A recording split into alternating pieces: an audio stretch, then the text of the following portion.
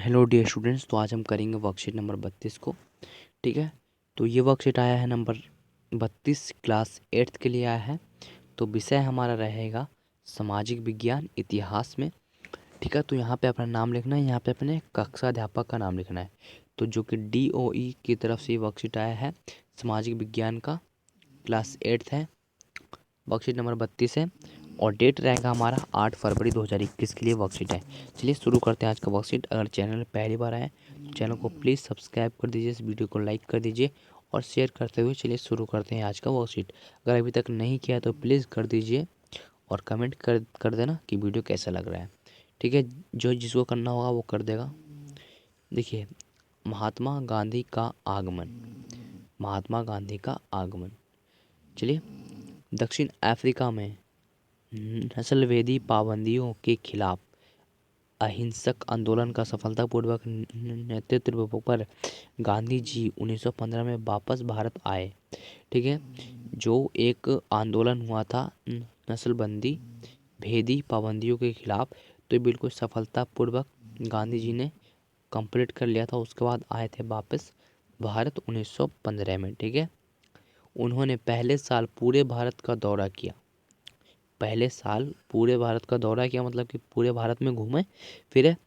इस दौरान वे यहाँ के लोगों, उनकी ज़रूरतों और हालातों को समझने में लगे रहे। ठीक है, तो घूमने में क्या क्या करने लगे कि हालातों ज़रूरतों समझने लगे। ठीक है, तो उनकी शुरुआती प्रयास स्थायी आंदोलनों, चंपारण नील की खेती करने के किसानों के लिए 1917 में, खेड़ा किसानों के लिए 1918 और अहमदाबाद मिल मजदूरों के लिए 1918 में के रूप में सामने आए। तो जो गांधी जी थे, गांधी जी ने बहुत सारे आंदोलनों किए। कुछ कुछ के नाम यहाँ पे दिए गए हैं, उनको आपको याद कर लेना है। और उनके सन यानी कि वो किस किस साल में हुए उनके बारे में भी दिया गया है।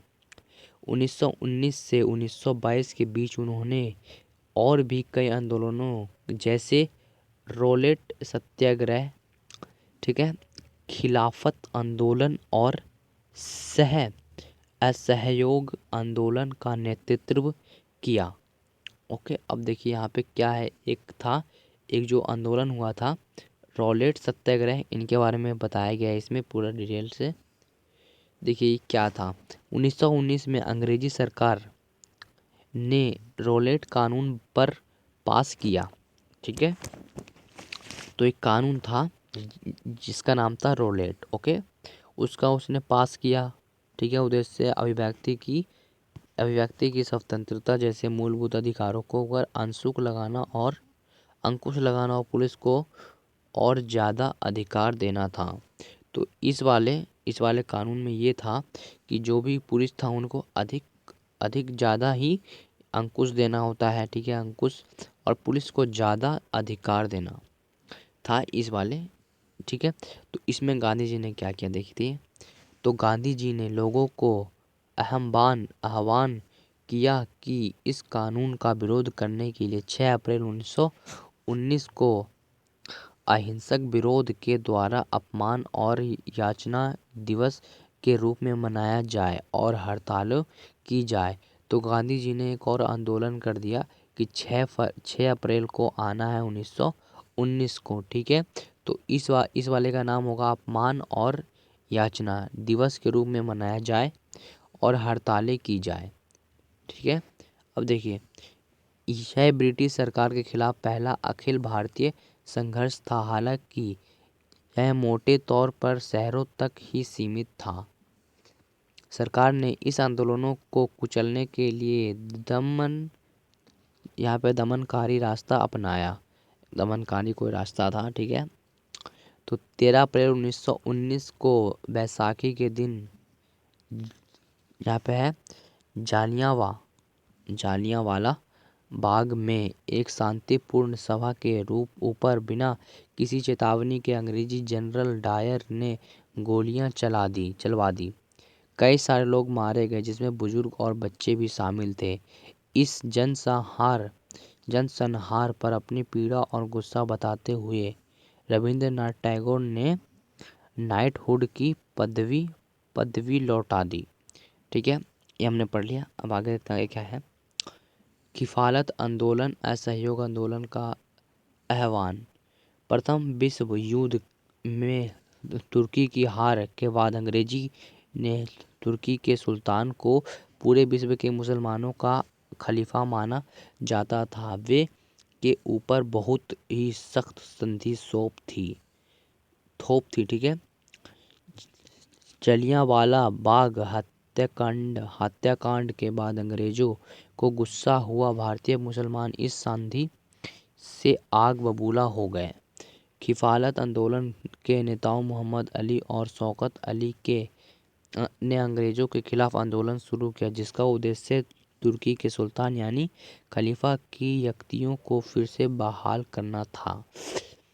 ठीक है। गांधी जी ने उनके आह्वान का समर्थन किया और कांग्रेस से आग्रह किया कि वह पंजाब में हुए अत्याचारों यानी कि जालियांवाला बाग हत्याकांड और खिलाफत के मामले में हुए अत्याचार के खिलाफ आवाज़ उठाए और स्वराज की मांग करे। तो ये गांधी जी ने कहा, किससे समर्थन, यानी कि कांग्रेस से आग्रह किया, बात किया।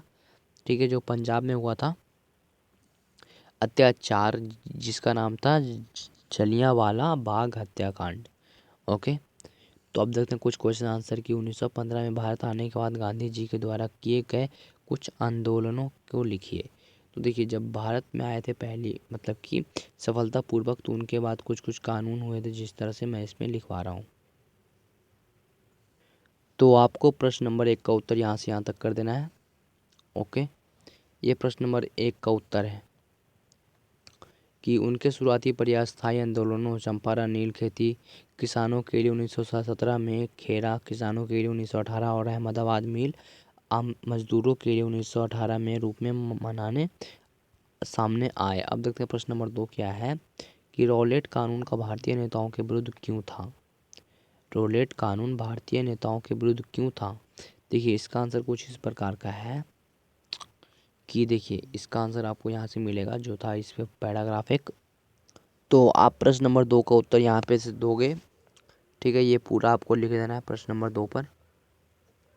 छोटा छोटा है, आपके 2 या 3 लाइन में अट जाएगा क्वेश्चन का आंसर कि 1919 में अंग्रेजी सरकार ने रॉलेट कानून पास किया। उसका उद्देश्य अभिव्यक्ति की संपन्न स्वतंत्रता जैसे मूलभूत अधिकारों का अंकुश लगाना और फिर पुलिस को ज़्यादा अधिकार देना। तो इस वजह से जो भारतीय थे, भारतीयों ने इनका विरोध किया।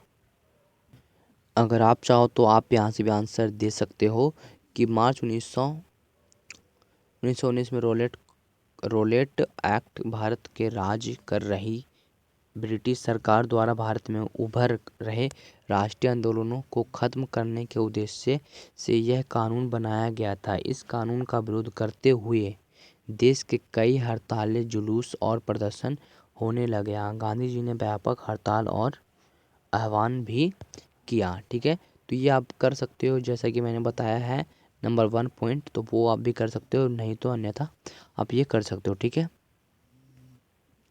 तो प्रश्न नंबर 3 कुछ ऐसा है कि खिलाफत आंदोलन क्या था, इसके नेताओं के नाम लिखिए।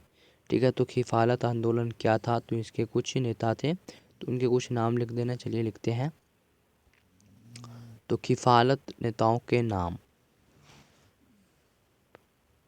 ये हो जाएंगे इस तरह से। ठीक है। ये हो गया नाम और ये क्या था। ठीक है। तो ये क्या था, इसके बारे में ये बताता हूँ मैं कि खिलाफत आंदोलन क्या था।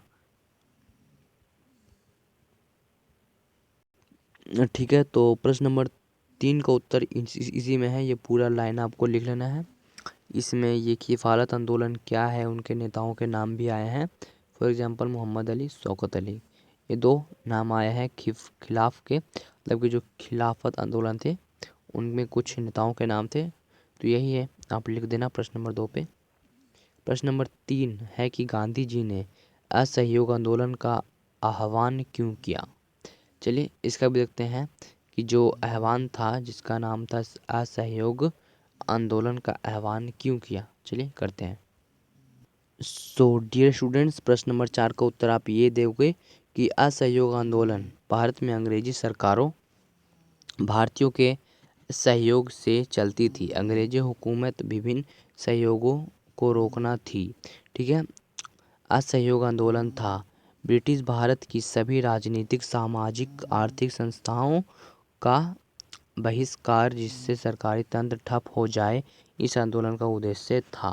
तो यह पूरा लिख दोगे, जिसका आंसर यही है प्रश्न नंबर 4 का। चलिए अब करते हैं प्रश्न नंबर 5 जो कि लास्ट है। तो अब करते हैं प्रश्न नंबर 5 जो कि है, आपके विचार से गांधी जी ने खिलाफ आंदोलन का समर्थन क्यों किया होगा। जो था एक खिलाफत आंदोलन का समर्थन क्यों किया होगा। देखिए तो इसका आंसर आप यहाँ से दोगे कि गांधी जी ने उनके आह्वान का समर्थन किया, कांग्रेस से आग्रह किया।